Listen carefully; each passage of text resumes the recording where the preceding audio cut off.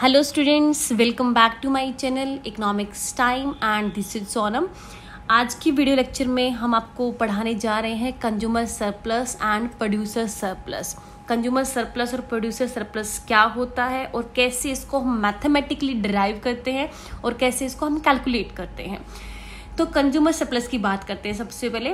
तो consumer surplus का concept है that was introduced by first Jules Dupuit in 1844 and it was refined and popularized by Alfred Marshall. तो consumer surplus क्या होता है? It is the difference between what a consumer is willing to pay for a good and what he actually pays. जितना किसी good के लिए वो पे करने के लिए तैयार होता है, इच्छुक होता है, और जितना वो एक्चुअल में वास्तव में पे करता है, उन दोनों का डिफरेंस कंज्यूमर सरप्लस होता है। कंज्यूमर सरप्लस कैसे क्रिएट होता है कि कोई भी कंज्यूमर है किसी भी कमोडिटी की हर एक यूनिट के लिए वो उतना ही पे करेगा जितना वो उसकी लास्ट यूनिट के लिए पे करने के लिए तैयार होगा।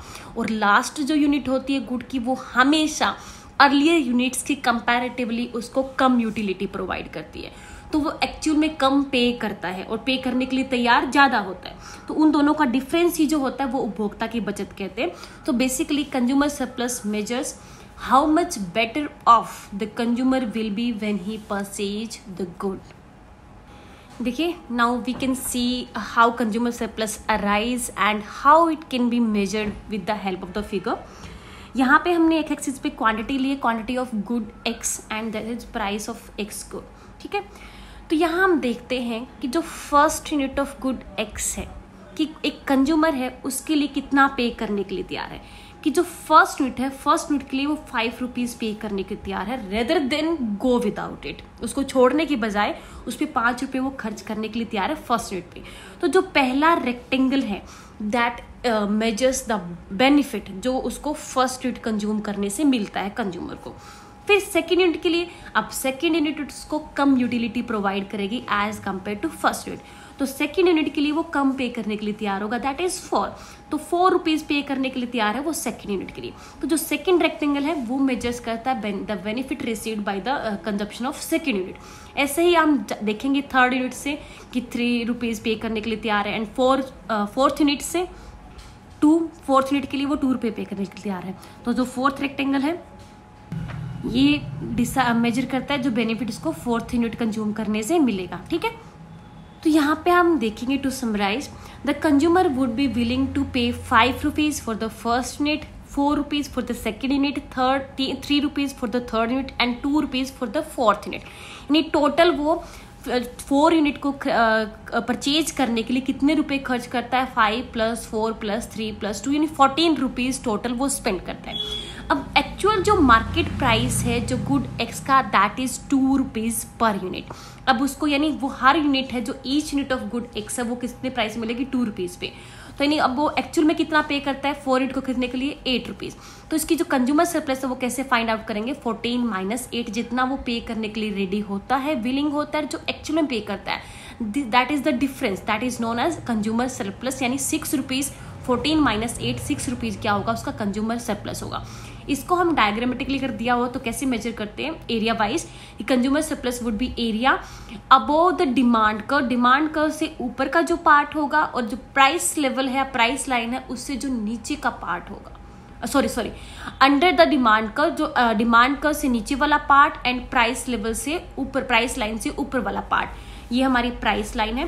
तो इससे ऊपर वाला पार्ट और डिमांड कर्व के नीचे वाला पार्ट, तो इन दोनों के बीच का जो एरिया होगा उसको हम बोलेंगे कंज्यूमर सरप्लस। हमारा जो ये वाला शेडेड एरिया है ये है हमारा कंज्यूमर सरप्लस। अगर हम गुड एक्स को बिल्कुल स्मॉल क्वांटिटीज़ के अंदर, स्मॉलर एंड स्मॉलर फ्रैक्शंस के अंदर अगर परचेज कर पाते तो जो पूरा का पूरा एरिया होता, जो ये हमारा पूरा का पूरा जो प्राइस लाइन और जो डिमांड कर के बीच का जो इंटायर एरिया है, इसको हम कंज्यूमर सरप्लस का नाम देते हैं, राइट।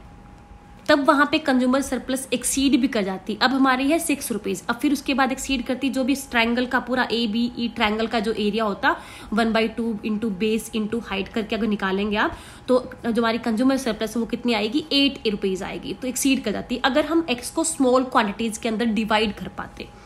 देख भी सकते हैं आप हमें 1/2, यहाँ पे बेस कितना है? बेस 4 एंड हाइट भी 4 है, तो ये आ जाएगा हमारा 8। ठीक है। तो ये कंज्यूमर पूरा जो इंटायर एरिया है उसको हम कंज्यूमर सरप्लस का नाम देंगे, राइट। नेक्स्ट आता है हमारा producer surplus. That is a concept that is very much similar to the concept of consumer surplus. Consumer surplus क्या था? Difference between what consumers are willing to pay for a commodity and what they actual pay. और उसको हम major कैसे करते थे? जो area है under the demand curve and about the जो प्राइस लाइन है उसके ऊपर वाला एरिया, ठीक है।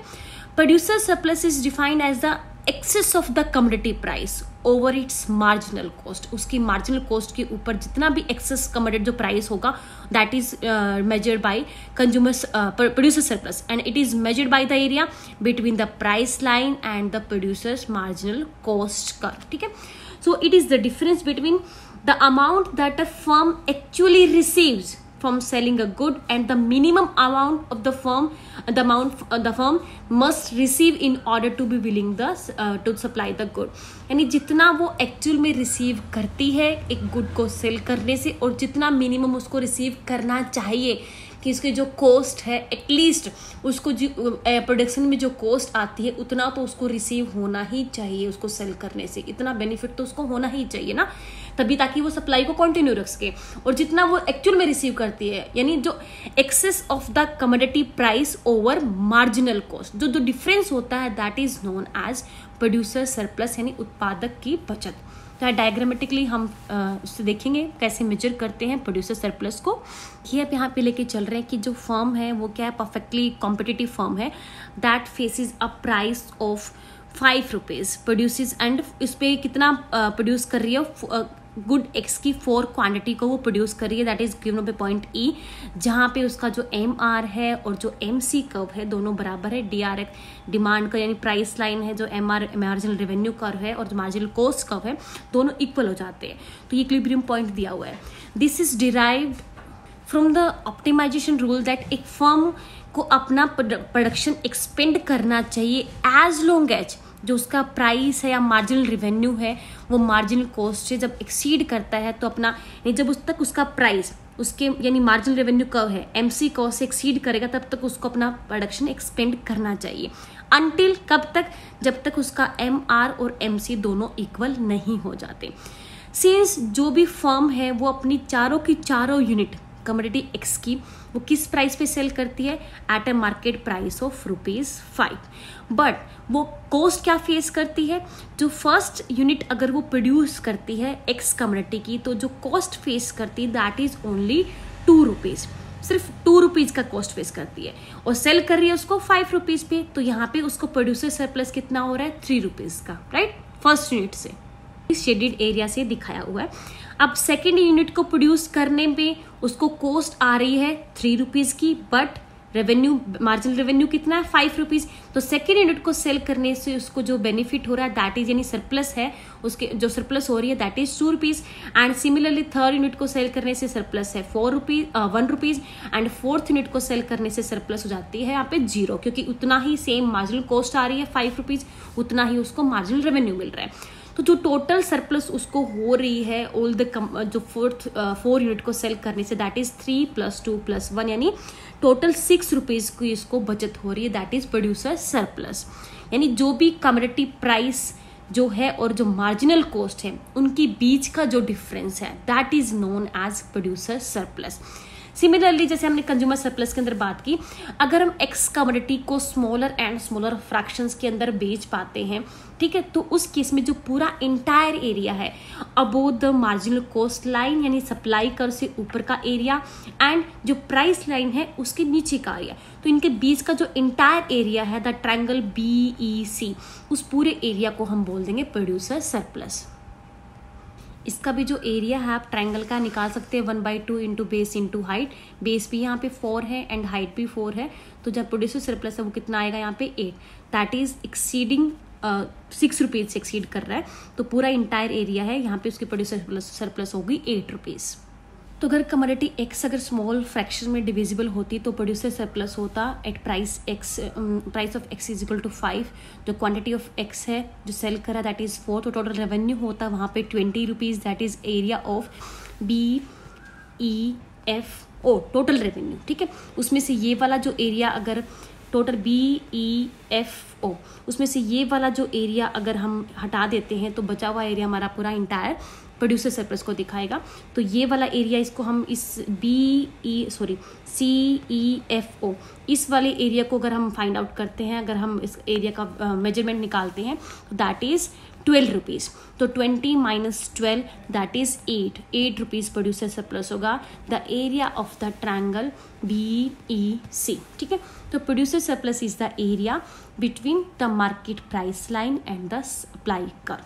तो ये होता है प्रोड्यूसर सरप्लस। अगर आपको डायग्राम दिया हुआ है तो वहाँ पे अगर आपको एरिया निकालना है तो सिंपल सा आप फॉर्मूला यूज़ करेंगे एरिया ऑफ कंज्यूमर सरप्लस निकालने का, प्रोड्यूसर सरप्लस निकालने का 1/2 इंटू बेस इंटू हाइट। ठीक है, यहाँ पे जब देखेंगे तो अगर कंज्यूमर सरप्लस निकालना है तो ये हाइट है 3 और बेस है दैट इज 300। ठीक है, सिमिलरली प्रोड्यूसर सरप्लस का है। तो आप डायग्राम में अगर आपके पास दिया हुआ है तो आप ऐसे एरिया को आप कैलकुलेट कर सकते हैं, राइट।